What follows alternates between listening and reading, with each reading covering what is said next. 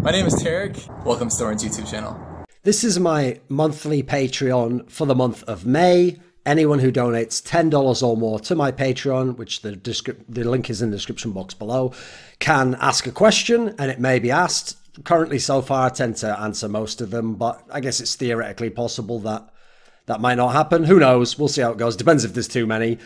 I do, as I mentioned in a past episode, leave questions where I notice the person has not yet actually pledged until the next month, and when they pledge, I put it in the next one. So some of you might be missing them, but perhaps they'll be asked next month. So let's just jump right in here.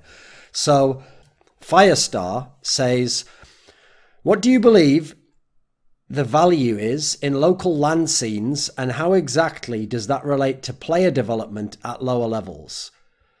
The value in local LAN scenes, how does that relate to the player development at local levels? I do think actually for the competitive end of a country's scene, it's quite important to have a local LAN scene, because if you look at the countries which had the most vibrant local LAN scenes and the regions, they typically produced better teams with greater turnover of players, and the more players you have, the less you're going to be stuck with just the same lineups, and you're not going to be stuck with inefficient lineups, and people have a lot more freedom of where they go and play, and teams have a lot more freedom of who they choose, whether they stick with an old veteran or they try a new talent out. One of the underrated elements of why Sweden was on top for so long in Counter-Strike was that Sweden had by far the best grassroots scene for competitive players. They had not only gathers and gather services before everyone else, so POGs basically, they also had a massively stratified but fully grassroots to pro level LAN scene. So you'd have small LANs where they were just local things and you could go there and you'd play against players that were local to you. Then they would have bigger LANs that obviously they famously had the DreamHacks of the world, etc. that had 1,500 people attending them. And some of those would have pro tournaments in the case of DreamHack eventually, but you'd have the Rendezvous, the Birdie Lands, where what would happen was generally pro-level players would go, but they'd play in mixes with semi-pro players that were their friends, and then as a result, semi-pro players and amateur players could play in tournaments, get a competitive experience, play against top players, and the chance to prove themselves. And I also think a key element to that local LAN scene was that it allowed players to rise up the ranks much quicker, because a pro player playing with semi-pro players either might notice a semi-pro player who he recommends to his team and they can get the jump up, or he meets some complete randoms and then they get the good word to go and join a semi-pro team themselves and they work their way up the hierarchy. So I think in that sense, it adds a lot of value to the overall strength of a country.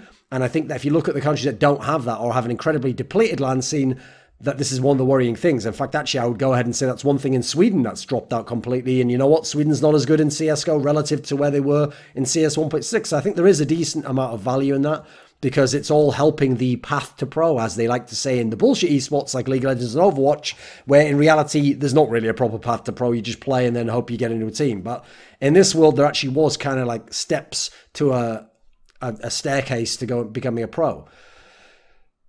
Per Christian Solier, I don't know how you say that particular character, but okay.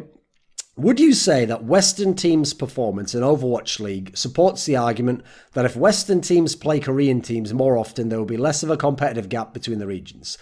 I would say yes, and I would say that that's generally going to be the case regardless of which region we're talking about, just inter-region play. As in, if you have Chinese teams play Koreans more, I think Chinese teams will close the gap more. They'll get more familiar with them. There'll be less intimidation factor. They'll learn some of their style of play. They'll improve from playing them. It's, in some ways, playing an official game can be fabulous practice because everyone's trying all the time. People are actually running strategies properly. People aren't ever dicking around in theory.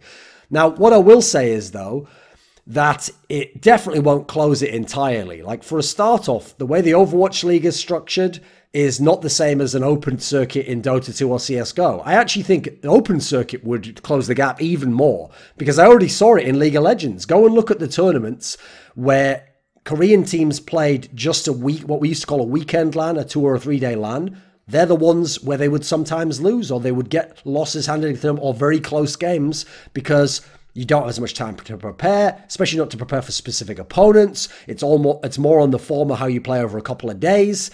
You look at the IM Katowices of the world, you had a better chance to beat these teams there. Whereas you go to Worlds or you go to OGN, Champions, LCK, and yes, it's more drawn out format. It's going to favor the team with better preparation, the team that can scout better, the team that's used to having high consistency of form over an entire month instead of 2 or 3 days. And you're going to get less upsets overall, in my opinion. I think that bears out. So I do think as the Overwatch League potentially then spreads back out and maybe has an Eastern Conference of Asia and a Western Conference of the West, that you will see a bigger gap emerge again. I also think one thing that's a little bit unfair about this question is that, as I mentioned in a video I did called The Korean Creep, and also one about Koreans carrying the Overwatch League, practically every single Overwatch League team has Korean players, at least one or more, and usually on those teams, they are either the best players and the star carries of those teams, or they are among the best players on those teams. So it's also watering down the whole question that you're adding Koreans, and sometimes very good Koreans like HawpT,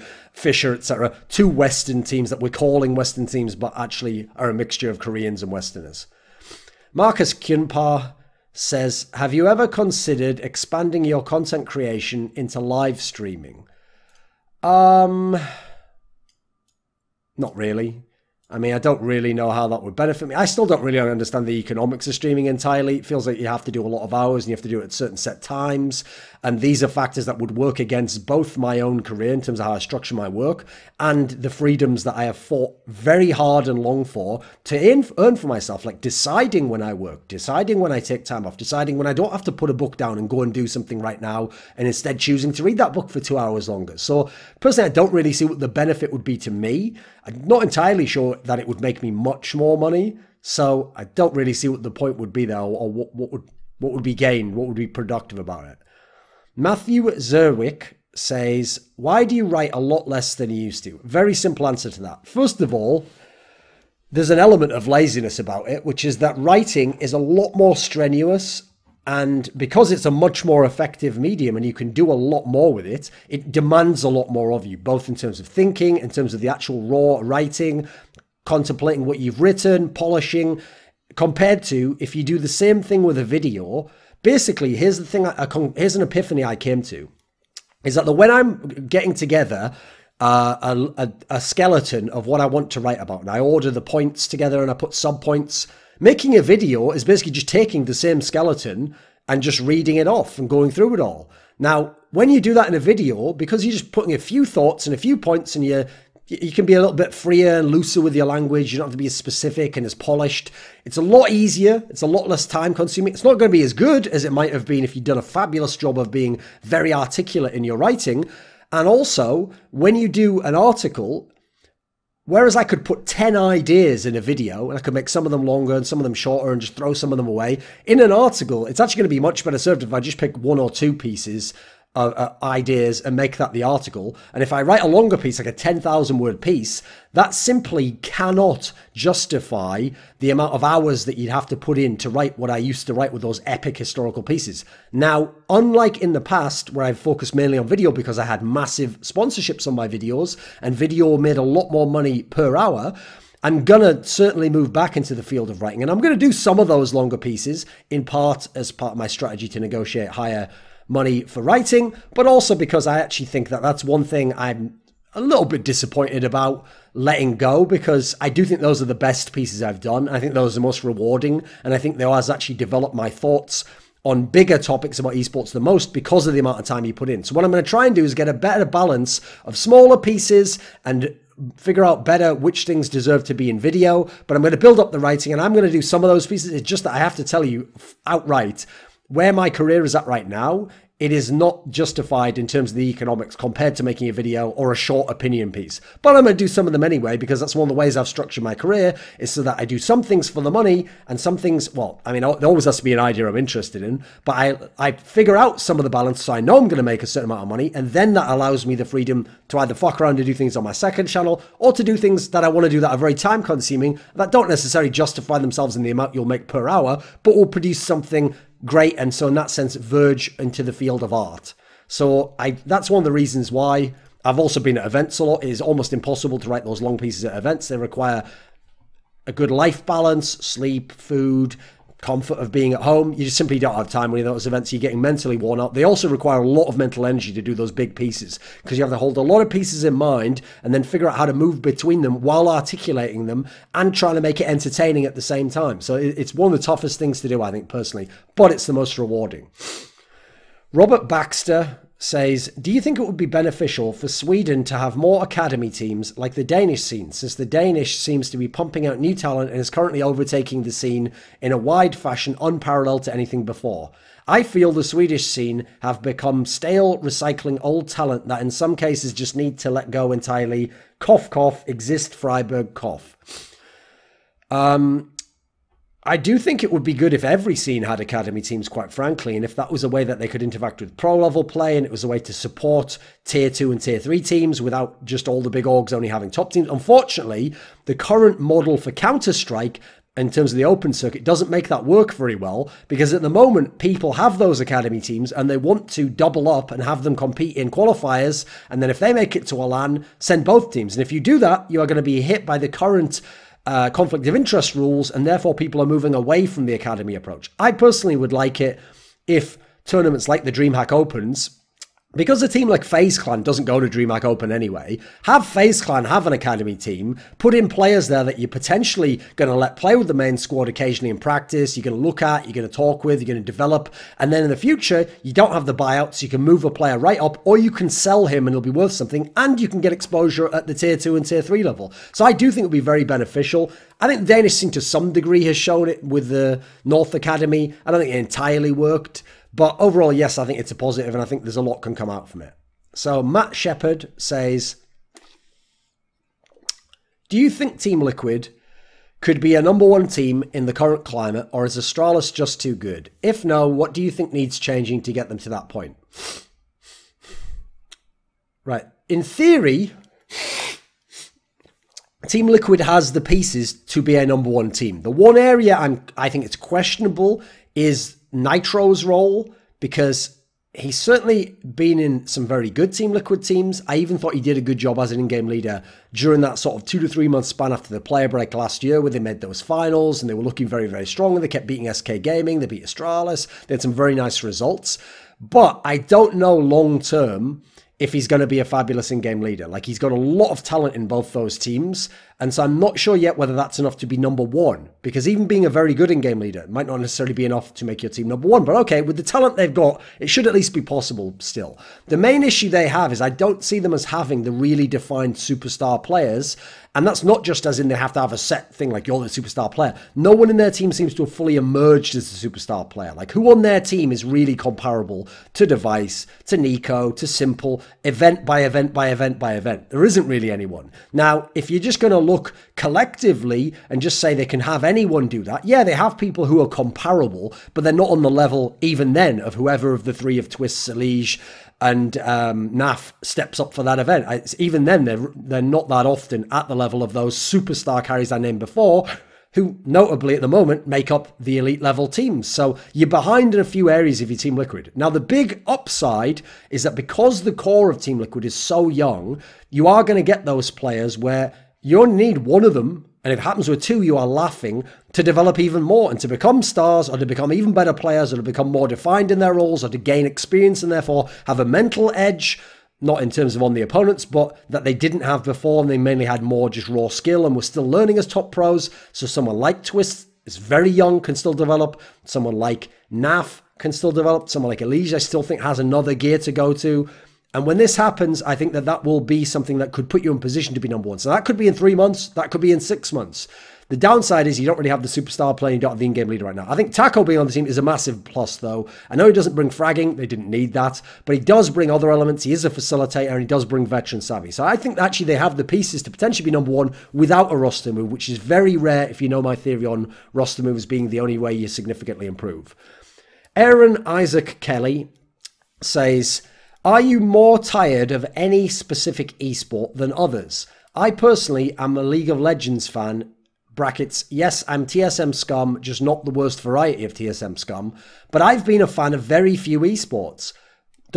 Basically LOL and StarCraft. Do you have varying levels of interest while obviously CSGO is primary? Right, the simple answer is yes. Like CSGO is the only game I will always follow, most likely, and will always have a core interest in because I've just devoted so much of my life in thinking to the game and the history of the game that it's very easy for very small things from that game to have a massive significance and be very interesting to me. League of Legends, I think as long as it has a big global scene, I'll always be interested in to some degree, but definitely the meta can make me less interested. I know that in Season 7, for example, by the time it got to the summer, I didn't watch as much as I did in the past. I mainly did it for content. In Season 6 Spring, I didn't watch as much. I didn't think it was that interesting. Different periods of time kill it to some degree for me. It's been fairly interesting with the new meta switch recently.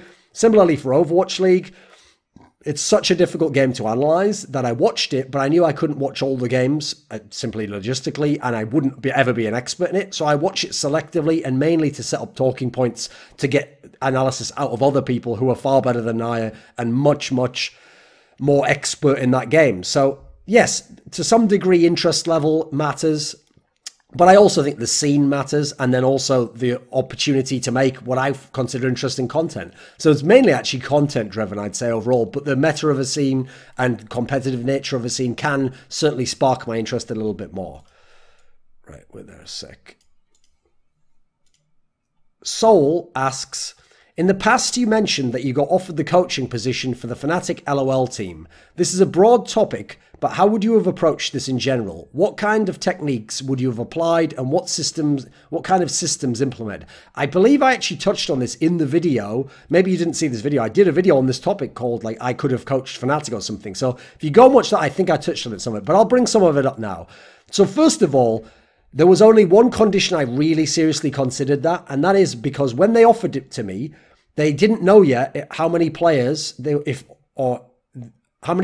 to lose or retain from the Season 4 Fnatic lineup. So the one with Xpeke and Soaz, and it still would have been Cyanide at that time, and then Yellow Star and Reckless is the bot lane. They didn't know who they were going to lose. Now, I personally did behind the scenes know it was very likely that they were going to lose Soaz and Xpeke, almost certainly Xpeke. I also actually personally knew they were going to lose Reckless. They themselves didn't. So I have to say, the prospect of only potentially having Yellow Star and then Yellow Star and maybe Soaz wasn't really that interesting, but Soaz was a key element. If Soaz had stayed in the team, I at least would have considered it. I think ultimately I wouldn't have gone with it, but let's imagine I had gone with it. So two players I wanted to coach were Soaz and Reckless. Reckless because actually I was never someone who thought he was a shit player, and I definitely never was against him as a person, but I did think that he was a wasted talent and that he was incredibly overrated, and what I would have asked of him as a coach would actually have been, especially in a world without Xpeke, to step forward and be both a star player in our team and a AD carry, and also a leader by example, and I would have asked that of him in Season 5. So you obviously saw that happen to him towards the latter end of Season 6, especially in Season 7, he's come to a similar epiphany himself. So I hope I could have helped accelerate his career in that respect. I also would have liked to have worked with Soaz, because personally, I don't think he's been given enough opportunity over his career to be a carry and a star player. And I think that in engaging him in that way and making a challenge of it for him, I had some ideas as to how I could also then hopefully make him more motivated to practice and stay up to date and at peak form, instead of doing that thing where he sort of pieced out during the split and then just got back into shape for the playoffs and therefore wasn't necessarily at the level of practice and form and mastery that the best top laners in the world were. So those are the main players I was interested in. I don't know about young players. As long as you'd have had a Soaz and Reckless, I think I would have been interested in a Febiven and players like this. So that's generally one of the things I would have done. I would have purposely made a clear distinction between analysis and coaching. I would not have attempted at all to do the analysis and the pick bans, etc. I would have taken information from others there, and then I would have only made key decisions when someone had to make an important decision. Otherwise, I would have let the players inform me on how they think their roles work. I would have let the analysts inform me on the meta and what we're doing best there. And I would make the overall decisions, but I would delegate a lot of the responsibility for coming up with the information to those people. I would have been more about psychological coaching, more about giving people experience by giving them stories from other sports, putting them in contact with other people I knew. Actually, one thing I would have brought to being a coach that I think no coach currently in all of League of Legends can provide is I actually have an incredibly wide network of veteran pros across all games who I am friends with or acquaintances with, who are absolutely open to publicly or privately talking to me about their careers, about their past problems, about anecdotes of things that have gone on. So I think I would have had the best network of people I could have brought in depending on the situation. If I have a young player, bring in a veteran, having him tell that player, how do you work with new teammates? How do you work with an established core? How do you become a great player rather than just a very good and a talented player? Likewise, a player who's a veteran but he's down in the dumps, he's in a slump. I'd bring in people who I've had a really bad cold, can hopefully tell him how they got out of a slump, how they worked mentally through it, how they didn't let all their confidence get destroyed. This is one of the elements I would have tried to do because of my experience reading biographies, studying other sports, and the coaching element of those sports. I think I would have had my own very unique approach to coaching, but I think I could have brought something to the table in that respect. Let me see. Hands on keyboard says, with the new Dota circuit, it's great. So for anyone who doesn't know, they have majors and minors, but they have like double-digit number of majors. Valve provides half the prize money. Each major is worth $1 million. So massively improved circuit over Counter-Strike, with the exception that because Valve determines who the majors and minors are, it also precludes teams from attending certain events, and it's not quite as open a circuit anymore. So with the new Dota circuit, it's great to see all the top teams playing in good/decent formats very consistently. However, for me, it has the adverse effect of taking away the prestige from the idea of majors in Dota, as all premier tournaments, Liquipedia terminology there, are now just Dota majors, but many of these events are not equal in quality or prestige, e.g. compare ESL1 Hamburg to DAC, Dota Asia Championships 2018, and some minors are better than majors, ESL1 Genting, compared to ESL1 Hamburg. What are your thoughts on this and the effects it will have on the history keeping of Dota? Yes, it's a massive problem just in terms of using the term major. I think that was a big mistake. I think it was a real mistake. I think Valve did it for very cynical business reasons, which is that, first of all, they don't care about the history of the terminology of the term major, and they also thought, oh, it's a way to sell all these tournament organizers to put up the prize money, which we'll do half of because we're all majors, everyone's equal. But as everyone will know, when everyone's equal, no one is unique, no one is special. That is a nightmare scenario. So I think that the way they had majors before was beautiful. They had TI, which is World Championship, and they had 3 or 4 majors a year. Exactly ideal amount, in my opinion, and then you allow other tournaments to do what they're going to do. I think it was a big mistake to make a flat structure of all these majors. So for a start of it doesn't mean anything anymore to be like, I'm a 2-time major winner. Well, there's 10 of them a year, so that doesn't mean anything compared to when there were 3 or 4 a year. Then there's also the fact that in doing so, as you mentioned here, you wreck the quality of them, because you have some of them that are massively variant in quality and some minors that are more stacked and better formats than a major. So I personally would have structured it. I'd have had 4 or 5 majors, 4 or 5 something below a major. I wouldn't call it a minor. I'd call it something like a semi-major or semi-pro. I don't know what the fuck you want to call it. Something between prestige events. And then I've had a tier below that was a major. Maybe 3 or 4 tiers. And that would be a way to stratify it. And therefore also it means more when you say I won a major or I won the second tier, whatever it might be. So yes, I agree with you on that one. I think it's going to mess up the history of Dota, because it already means, if I was to make a video like people who haven't won a major, it already means less. Now, I could still do that video and make a different title, but it just makes it more complicated and it doesn't make it as easy to convey concepts in history. One of the things I love about, for example, StarCraft history is that when I say someone won an OSL or an MSL, they were roughly the same amount per year for about 10 plus years. And as a result, you know that if someone won 6, well, there was still only the same amount over the years. So that's incredible. If someone won 2, that's still very, very good, because there aren't 10 in a year, you know. But if at the end there'd have been 10 in a year, it would have invalidated the whole concept. Jakob Wochas says, since you mentioned poker-related concepts to framework certain players or teams in esport, I was wondering what kind of role poker played in your life. So what happened was, in the late 90s and early 2000s, actually before the poker boom, I got very interested in it because I was on the internet in the early days of the internet, so the 90s to the early 2000s. And so I was always very interested in it, but early on I didn't have much opportunity to play, so I mainly just read books. Now, it definitely sparked in me an initial interest and love of game theory concepts that aren't necessarily just about poker. They're about competition in general and looking at the rules and formats of a game and therefore what strategies are effective and efficient when playing said game. That has been something which not only has affected how I've thought about esports, but certainly life and how I've marketed myself and strategized on the way my persona is perceived and which jobs that I choose and long-term and short-term strategies. So that's something I think that's been quite influential on my thinking. Then I've got to add in that it definitely affected the way I model players, from learning to play ring games of poker, where cash games, and you're looking at trying to model how aggressive someone is, or when they switch up their tendencies, or what kind of patterns they display, and what that might show about a larger model of other types of players, and then their own specific intricate aspects, and then how certain styles combat or counter each other, or are even complementary. Certainly there's been a lot I've learned from poker in that respect, but I've also taken that similar approach to every competitive discipline and game I've been interested in and followed, and tried to approach them in a similar fashion.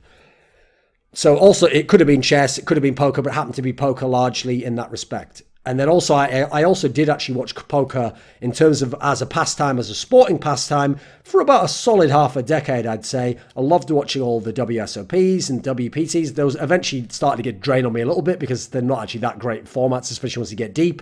So actually, by the end, the most interesting to me was always the High Stakes Poker Pro show. I always thought that was fabulous. Great format, great insight. You got some pretty good commentary, but then some amazing players as well. Okay, so...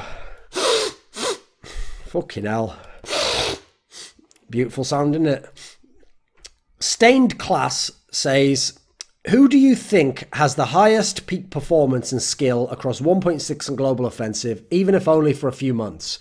How do the peaks of Simple, Kenny S, Guardian and Shocks compare to 1.6 greats such as Neo, Forrest and Markelov? Who is the most mind-blown? Right?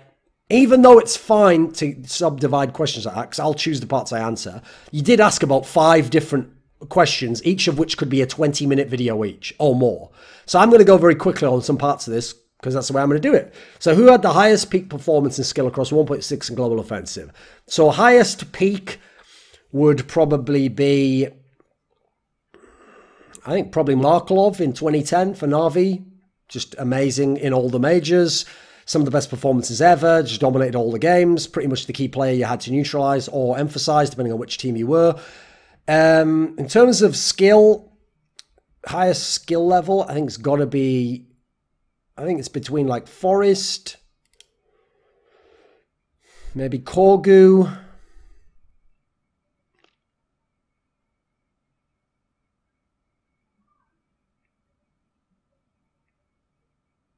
I think perhaps someone like Real. Like Real is a very, very skilled player in all-around context. Kogu was unbelievable, AWPing consistently. Like his hit rate still to this day defies belief. I don't think I've seen anyone in any game have a hit rate like him. I mean, maybe Kenny S in CSGO when he was at his peak.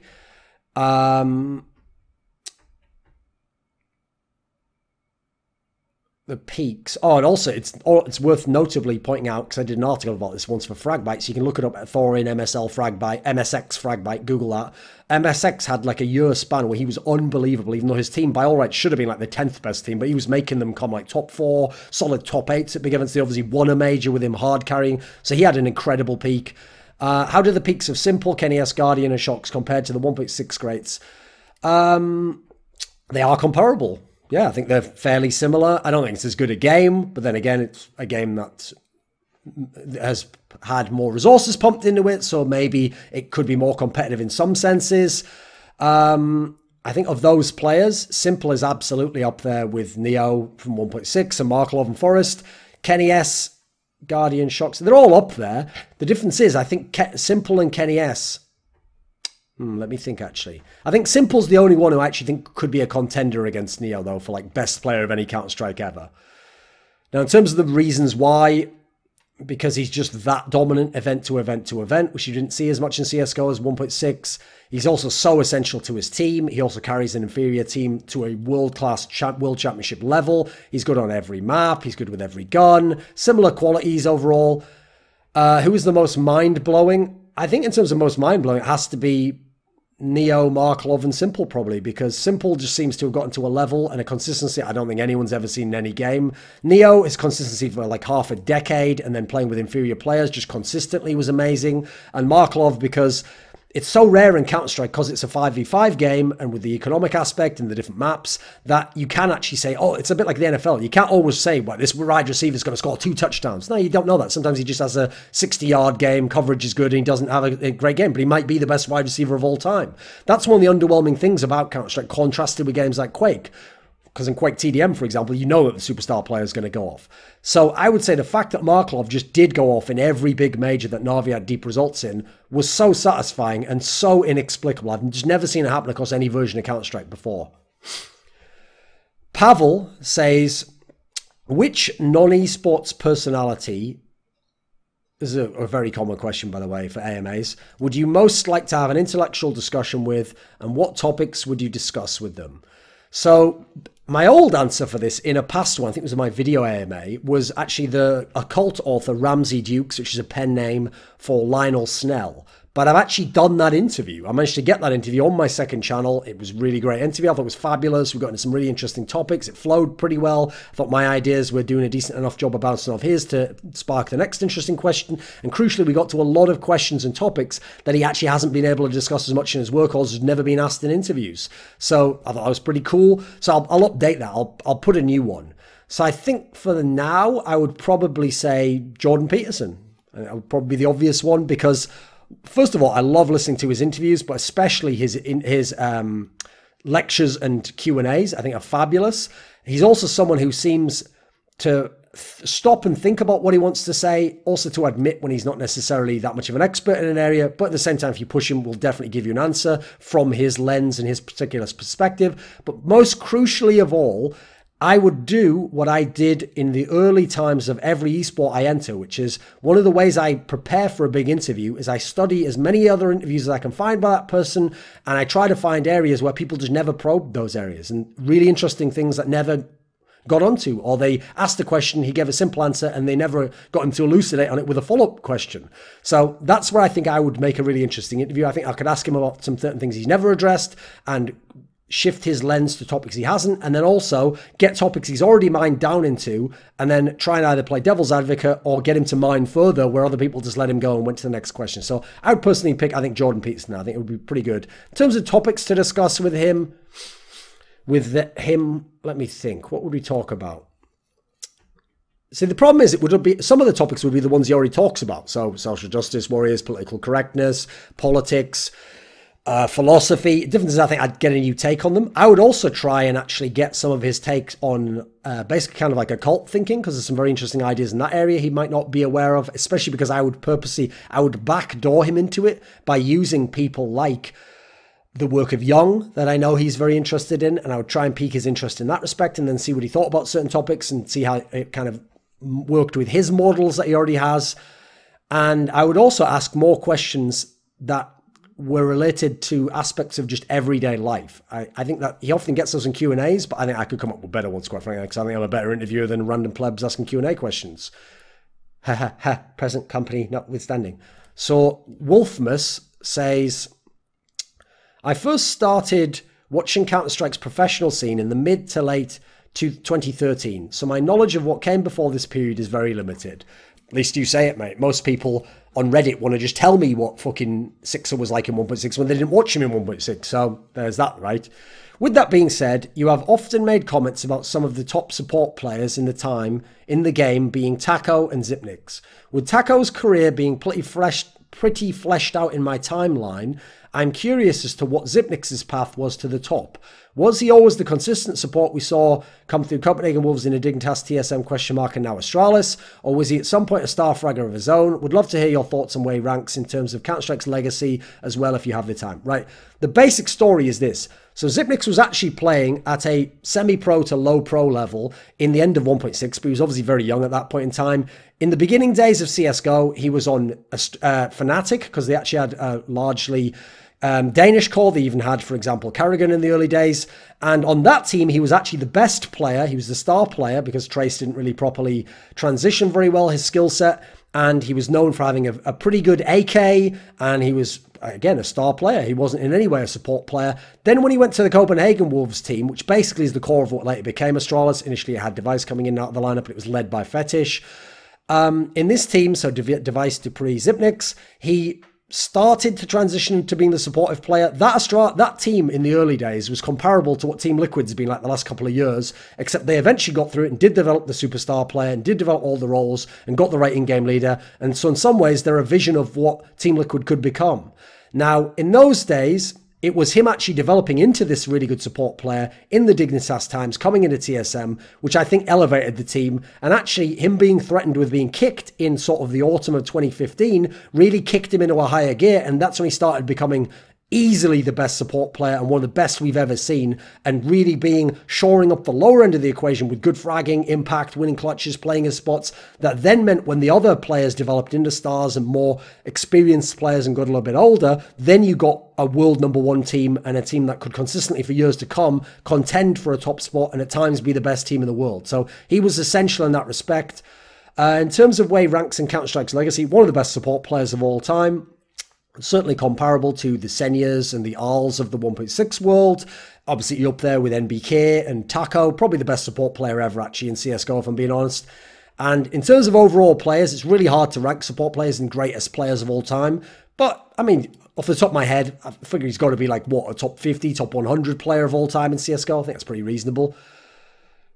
Shantanu Parwar says, I read Epictetus's,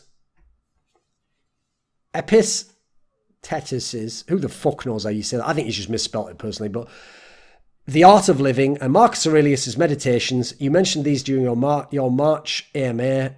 They significantly improved my thinking towards life situations and others and made a positive impact on my life. Do you have any other book recommendations for self-improvement? FYI, I tried reading Tao Te Ching and Zen Mind, but couldn't comprehend the mysticism involved in it. Right, first and foremost, when you're trying to read any book that is more than 100 years old, understand that the context even of what the person's saying, even if they're using the same words that exist now in English, might be so different that without knowing the cultural and historical context, you're going to have a hard time interpreting it. So first of all, when you're trying to read something old like Tao Te Ching, I would say go ahead and get a commentary on it. Get someone who seems to be an expert on those books and read their thoughts on it first, and then delve into the original text as more if you want to yourself. So, for like Tao Te Ching, personally, I would go ahead and just get the Wilhelm translation of the I Ching, read that, move into that sort of area, see if you're interested in Taoism, etc. Zen Mind's not a bad one to read. I don't think it's that great myself. I'd try and find people like Joseph Campbell who integrated into their work. I'd look for people who are, one of the key ways of learning a topic is you can't go from 0 to 60. Because remember, in a lot of these fields, which are very academic fields, those people are writing for a field of other experts and academics who themselves have read the source material they're basing it on, or the ideas that influenced these particular people. So you've either got to get a grounding in the culture and the history of that, or you've got to read their sources to then know what they're alluding to. A massive amount of philosophy is allusions to earlier things and references back and building on other philosophical frameworks. So I would say, go and find, don't be afraid or too haughty or proud to go and buy a basic beginner's book for this. So if you want to know about Zen or I Ching or Tao Te Ching or Taoism or whatever, go and buy a simple book like, Beginner's Guide to that, or like a Penguin book on that, or one of those ones where it's like a concise guide to that. Buy that first, then find the areas and the authors that seem to spike your interest, start to read them. Also read people who are syncretists, who take different fields, bring them all into one, and try and make a cohesive philosophy in the modern day of it. Ken Wilber, Robert Anton Wilson, Joseph Campbell, Jordan Peterson. These are people doing all these things. Gustav Jung, Nietzsche. The problem is, though, when you try to read people like Nietzsche, as I say, without someone to help you bridge to where they're at, it's going to be tough initially. And also, quite frankly, they're going to seem like boring work initially because you're not going to be able to engage with the ideas, or the ideas are too dense. So that would be one of my main aspects, I'd say. In terms of self-improvement, let me think. Another good book for self-improvement. Prometheus Rising, Robert Anton Wilson. That's a pretty fun one. Messes with the models of your mind. That's one of the reasons I love Ramsey Duke's books, because these are mainly about ideas and sparking new thoughts and contrarian thoughts in your mind. So I would say to read something like Thunder Squeak, or to read SS well, secret sex rituals of the Black Magicians or whatever, SSO, TBME or whatever it's called. I would also recommend something like, let's see, self-improvement. I'll give you one more. So let me think. What would be a good one as well? See, personally, I love to read Christopher Hitchens' essays for that, because even though they themselves don't instruct you on how to improve yourself, what they do is, first of all, they're fabulously written. They challenge your vocabulary, your understanding of grammar. Again, they will tease you with references you won't understand, but if you're interested enough, you'll go and hunt some of them down. They will also suggest to you great authors, great artists to go and explore. And to me, the best way to improve your life, because first of all, you have to do it yourself, is to just find other people that are brilliant and interesting and pursue their work and their art, and then see how it rubs off on you yourself. Now, Henry Claraday says, in general, do you think that heavy developer control, such as in League or Overwatch, or little to no control, such as in CSGO, creates a better and healthier scene? I find that the schedule of League events has more structure, and each big event has a better understood context and historical significance, whereas the open field circuit of CS tournaments makes some fade into the background and be forgotten. So here's the problem with terms like better, is that you haven't really defined what you mean by them. So personally, I think you have a healthier scene with an open circuit, because anyone can rise to the top. There's nothing restricting them. Anyone can move team to team just based on the contracts being set there. There's no roster lock. There's no poaching rules. You can have people make their legacies working up from tier 2 tournaments to tier 1 tournaments instead of having to make one particular promotion slot or have their org have enough money to buy a slot in a league. I think there's many more benefits in terms of just raw level of play to the open circuit. Now, I do think in terms of the casual fan, it might be better in some ways to have a league set structure. So, you know, I'm watching these two splits and this split's ended, and I know it's on Wednesday, and I know what time the game's on. It's always the same commentators I'm used to, and I know the way they speak and their basic way of breaking the game down. But I'm not a casual fan, so I don't give a fuck about that personally. Now, the idea that it helps them fit into a better understood context and historical significance, I would argue, is only on the surface. Yes, you knew who won those splits. Yes, you know who has won the most splits. But actually, that is a very poor indicator of who the best teams of all time are. You go and look, and first of all, the team that won the most splits, so someone like Fnatic or G2, well, Fnatic was changing rosters throughout that, some of those splits they won. So there's no connection between those teams. You can't then judge them against each other. Whereas in an open circuit, you can narrow it down to a 6 to 8 month period, and they might play 7 or 8 LANs, and therefore you get a sense of who really is the best, how good they are, how they matched up against most of their opposition, what the rivalries were, how great the accomplishment was in the context of who was there. If you know that G2 won some of those splits in the ULCS, you might think they were the best team for the whole split or the best team in Europe. They weren't always. Sometimes they were the best in the playoffs, or sometimes they peaked in the playoffs, or sometimes someone who was the best dropped off by the time the playoffs happened, or sometimes there was a meta switch, like at the end of Season 6, that crippled all the teams that were playing lane swap style.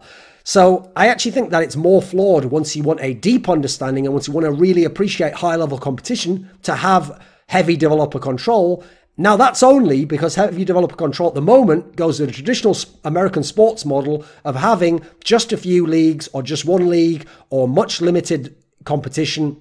That's not necessary. The first developer to have heavy control but embrace an open circuit, which I guess would be Valve and Dota to a degree, and allow the open circuit benefits, but with some of the benefits of having developer control, I think will be the one that, in terms of being a hardcore fun, will make for the best scene overall. Elliot Horskier says, do you think the new Optic lineup will go on to be a top 5 team? Right, I'm obviously going to be able to cheat here because I've seen a month's worth of Counter-Strike that you haven't, and if you've seen them at the tier 2 tournaments and the few tier 1 tournaments they've played, they haven't been close to a top 5 team. No, I don't think they will go on to. They've got the pieces to be top 10, but they're not even living up to that at the moment. Snappy seems a bit underwhelming as in-game leader at the moment. They don't seem to have clear definition on what Gade's doing in the team, and Yogi has been massively underwhelming for me. So at the moment, the team's really only Config and Cajun-B, and Cajun-B is a very strong veteran, but not a star player necessarily, and Config is a star player, but even then, he doesn't have a good structure around him at the moment, quite frankly. It doesn't seem to have consistency in the team, and therefore, he's very good, but he's not at his peak, and so I think the team's somewhat hamstrung at the moment. TMV23 says, let's assume hypothetically that you could buy one currently existing esports organization. Skrilla and current ownership does not matter in this scenario, and if the org owns teams in multiple esports, you get them all. Which organization would you choose and why? So there's two ways to do this. One, since you mentioned that I get all the teams across multiple esports orgs, I'm going to do it from a business perspective, and I would buy the Cloud9 organization because I get Cloud9 in League of Legends. I get the core of what, if I controlled it, I could build up to be the best Counter-Strike team in the world, or definitely a top 5 team in CSGO. I've got the London Spitfire, who I think should be the best team in the Overwatch League. They're just poorly coached and structured. I would obviously immediately fire people, pay a massive amount of money for some big level coaches and a really nice coaching staff. I would also then set up kind of an underground railroad of raw talent coming from the Korean solo queue and Apex into my team in the London Spitfire, so I'd always maintain relevancy with the meta, and I'd have a fabulous bench and a second team to scrim against. So I think just Cloud9 overall, because I think Jack's the best owner in esports and does the best deals and has the best eye overall for what to do and where to make his moves and his timing. I would pick Cloud9 because I think I would just gain the most in every esport I'm in.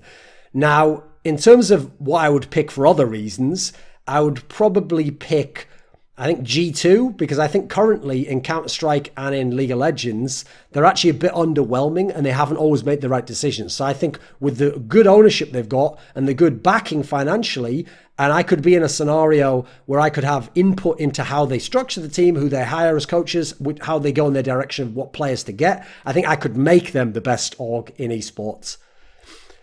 Taka Prime says, what are your thoughts on pure 5 rifle lineups? Is it simply not viable, or are teams like Liquid and Na'Vi just incapable of developing a deep enough strat book that don't require an AWP? Right, here's the bizarre thing about this question is it's loaded because you've already suggested that it's like the fault of Liquid and Na'Vi that they're making presumably 5 rifle lineups look bad, or they haven't developed... Oh no, that they haven't developed a deep enough strat book to just run the 5 rifle. Now, here's the thing. Why in God's name, if you're Liquid or Na'Vi, would you want to run no AWP? Like, I would run no AWP sometimes if I'm Liquid, because you've just got such fabulous riflers, and some maps don't require an AWP that often. But I'd still use them as hybrid AWPers on certain CT sides, and occasionally on T side if I thought it was helping me, or the game just wasn't fitting my 5 rifle style. Or the other opposing team has a pretty poor CT AWPer. I would... Because for people who don't know, probably the most underdeveloped aspect in terms of analysis for League of Legends, CSGO, is how in-game leaders create favorable matchups for their stars. And so sometimes I want to create a favorable matchup, just like in the offense of the NFL or NBA, with a particular hybrid AWP who's very strong as a hybrid AWPer versus a not very strong primary AWPer, Skadoodle, one of these sorts of players, who plays for another team at a specific spot on a map where I know he can be pressured. Now, I actually think that if you're Na'Vi, I don't know why you'd ever want to run a team with no AWP, because Simple is the best AWP and the best player and the most effective AWPer in the entire world. So I need that for my entries, I need that to get the most kills for him, and I need that for everything that I want, and certainly for him to rotate on CT side. So I wouldn't want to run that. I also don't think strat book is the problem for Na'Vi. They don't really run a strat book, they run kind of a pressure read offense style. So in terms of Liquid, they have a strat book, but again, it's based on individual plays. I think you can absolutely run pure 5 rifle lineups, and I think that unless you have a dominant AWPer, sometimes you should. And in fact, personally, I think every team in the scene almost should run them, except maybe FaZe and G2. They might be the only ones I would say, or Na'Vi. They're the only ones I would say should always have an AWP if they can, and should be on the star player. Jerky's Minion, my boy with the old $200 donation, says, with the first big Quake Champions tournament just done, 2v2, do you think we might see a resurrection of the scene in it, given that it's a fairly hard game to get into? No. Actually, I think Quake Champions is one of those instances where I actually managed to nail the game before it even came out and anyone had even played it. It's a game that's got a...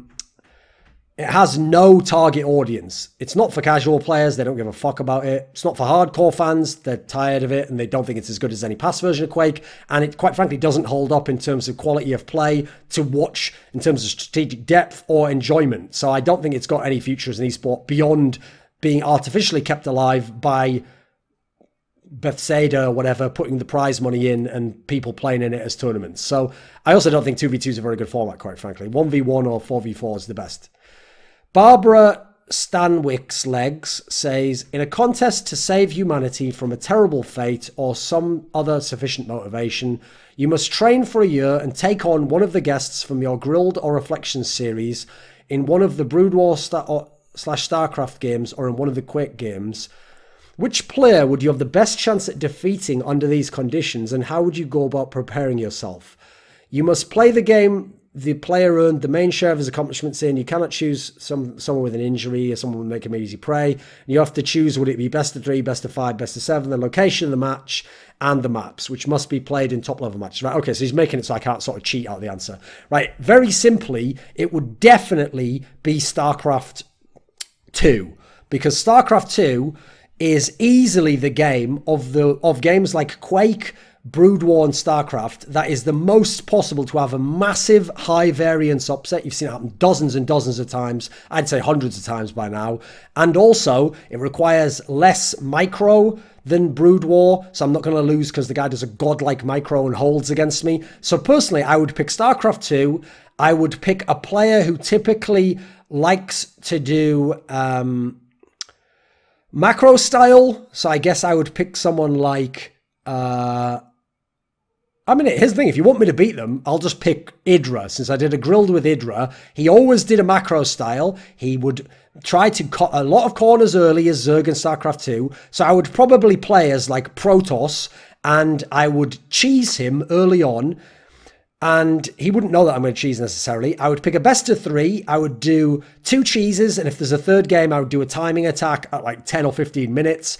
I would try and probably do some bullshit stalker attack or something simple like a zealot rush early on.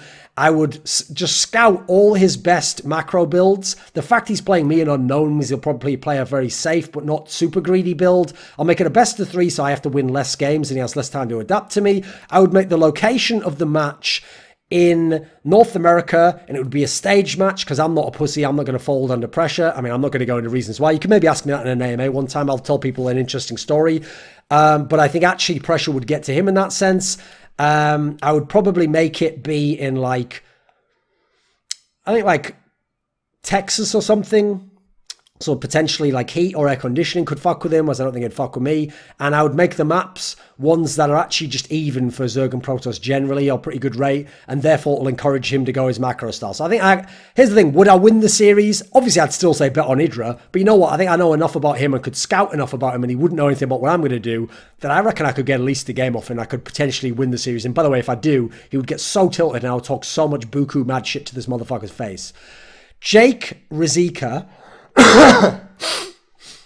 Recently, in an oversight video, you talked about how the first pros to rise in a new esport were the ones that generally had the most talent as players.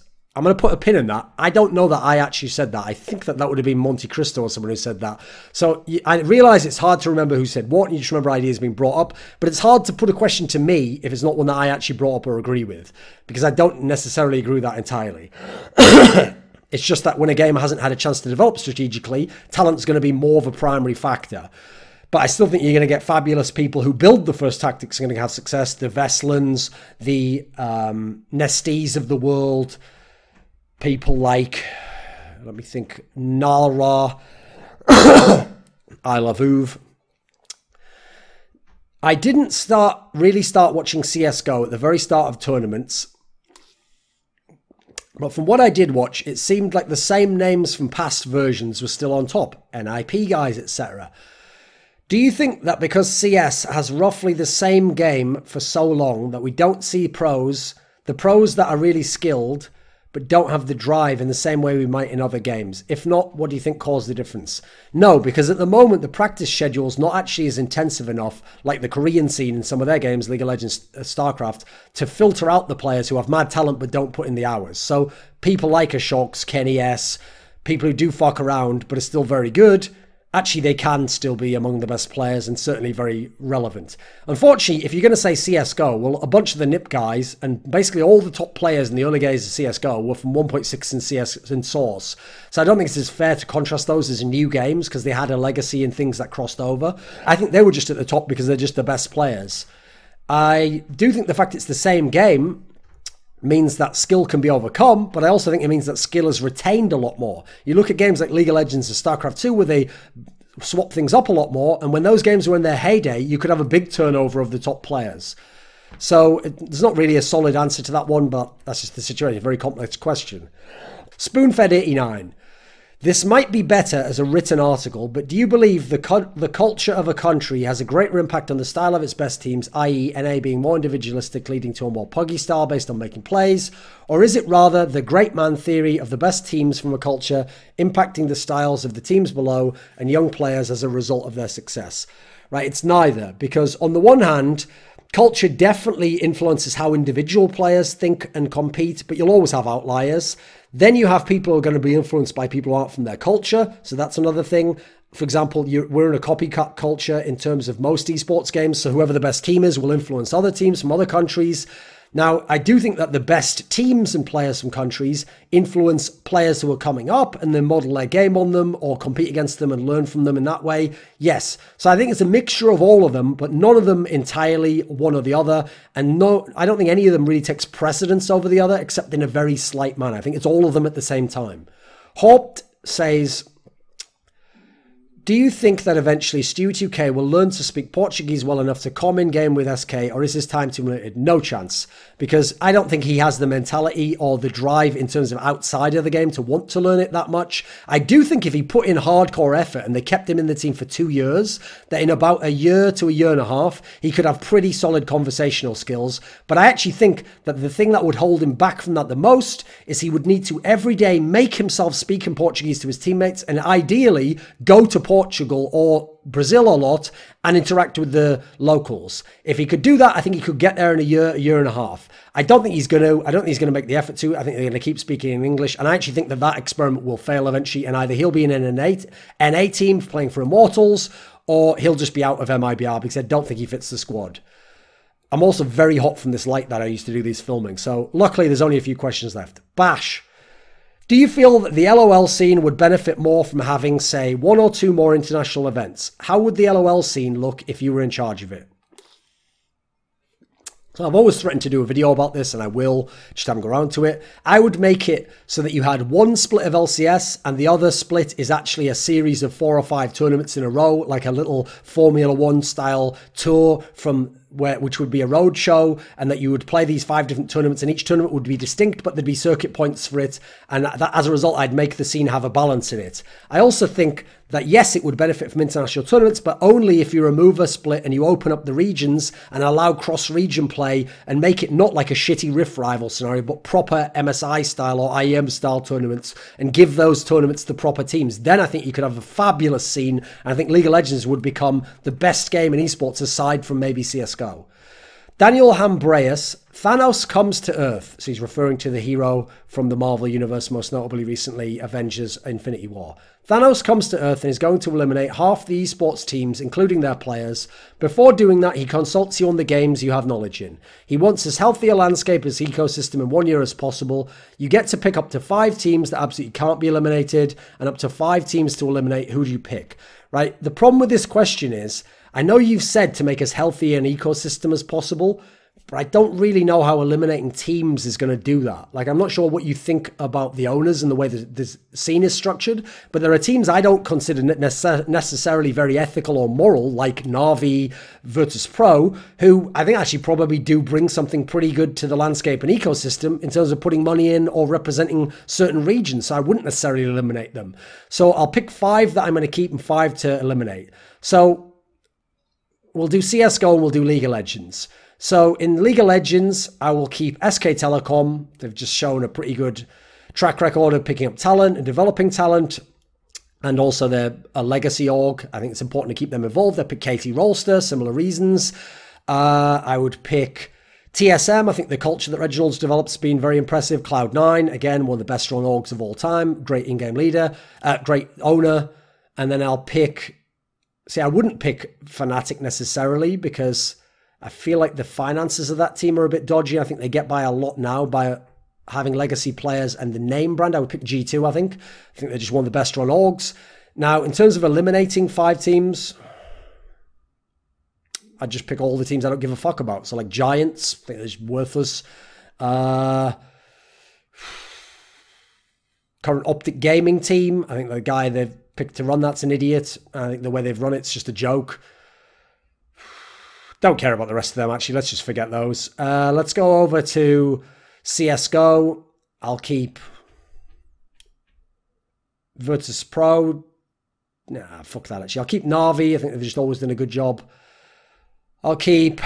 This actually isn't that great a question, if I'm being honest, my dude. I'll give you one more answer. I'll maybe keep... Nah, actually, fuck this one. You know what? There just wasn't a good answer to that. Like, the question itself might be all right, but I don't know what. For whatever reason, it's late. It's at the end of this one. Maybe it just didn't vibe with me.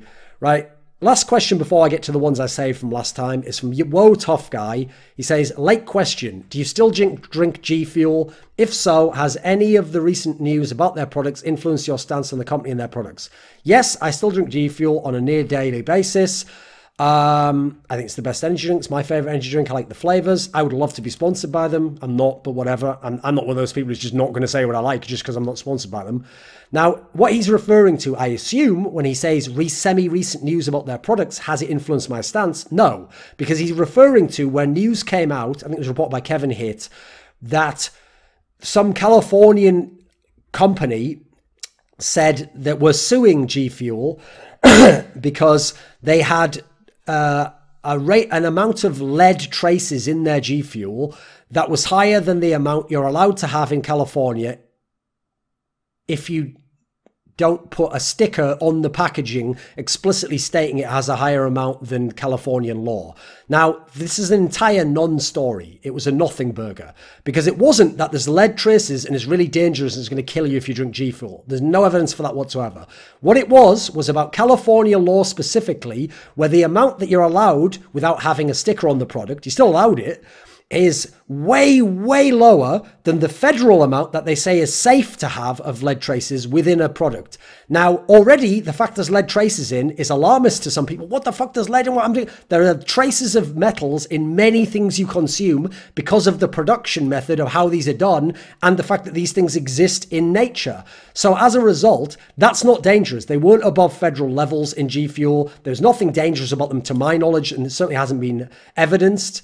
And the agency that's suing them literally exists, to my knowledge, to sue people who haven't followed this particular weird Californian bureaucratic arbitrary rule, which seems designed just to make people have to pay more money and to pay fines, etc. So to me, it's more a flaw of capitalism as it's done in a bureaucratic manner in California, which is a fucking joke of a state at the moment.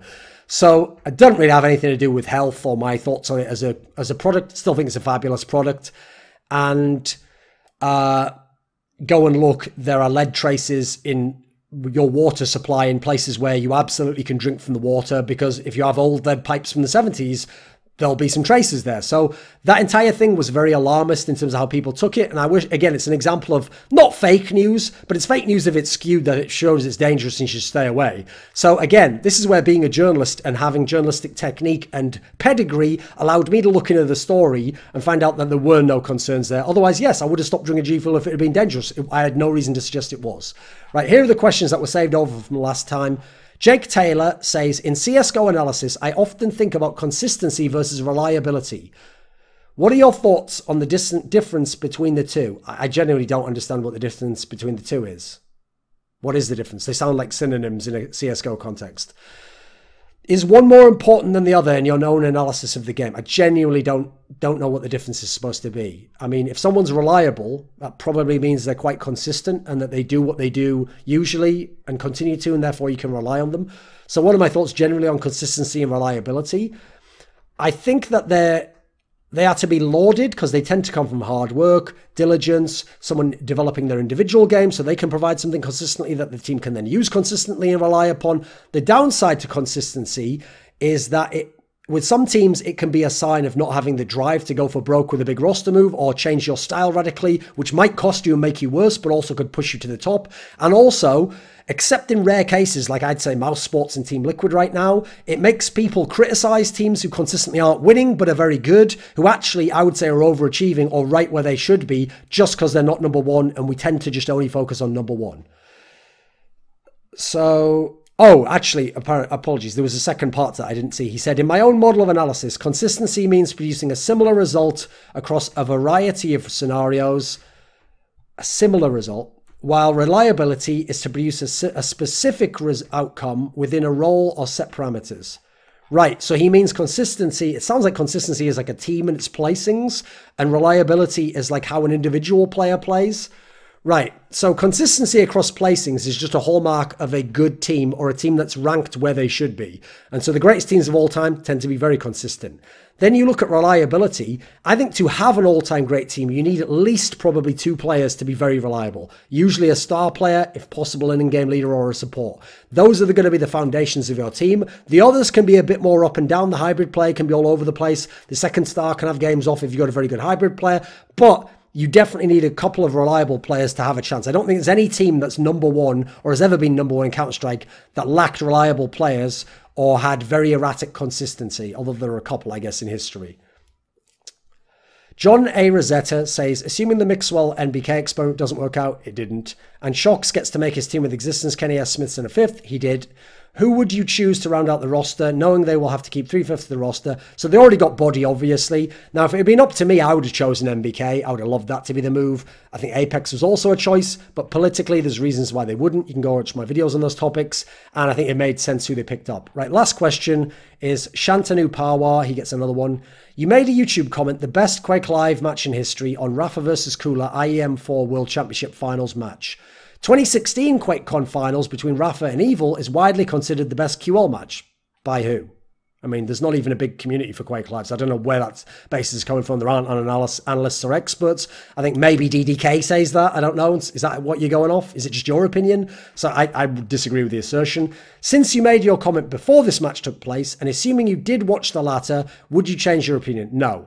I mean, I actually haven't seen any reason you've given as to why you think the Rafa Cooler match is worse or the Rafa Evil one is better, except that you've heard it's widely considered that and presumably you liked it yourself. Have you watched the IM4 World Championship match?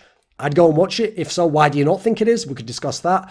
I personally think the IM4 World Championship match has everything. Every map was very close. The map pool didn't really favour either team. I thought the loser played one of the best series I've ever seen, despite losing. The winner played a flawless game, contrasted to what the loser was doing, but couldn't execute a game plan all the time because it was a chess match within a chess match, a game within a game, because of their history and how those players are both strategically fabulous, but also geniuses at coming up with tactical adaptations to facilitate and execute their strategy and understanding and scouting what the opponent's going to be doing. And so I thought that's what made it a fabulous match. It also was an interesting match of skill because actually Cooler was the more skilled player, very rare in history that he'd be doing that against champions, while Rafa was the less skilled and therefore had to outbrain him to some degrees and find scenarios in which his skill wasn't a factor.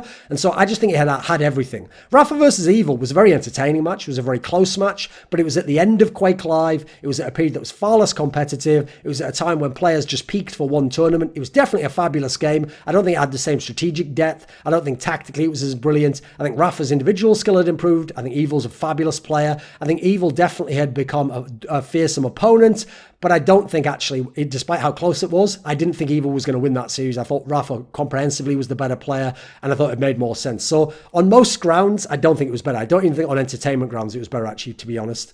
Right, that's the end of this one. It'll be back next month. If you want to submit a question, donate $10 or more to my Patreon. It's in the description box below. See you next month. This video was supported by Dean Tanglis, Gardner Wilson, Andreas Snazore Westerlund, Alex Adams, Mikkel Hansen, Bash, Daniel Yordanov, Yordan Tsenkov, TTMXMP, VeXii, HawpT, Robert Baxter, Travis Greb, and a special thanks to Jerky's Minion. Do you want to get teasers for my upcoming work? Find out who's coming next, what topics are being discussed? Do you want to suggest a topic or a guest to appear on one of my shows or in one of my videos? Would you like to ask a question in my monthly Patreon AMA, or perhaps even discuss esport as part of a discussion show I run on a monthly basis?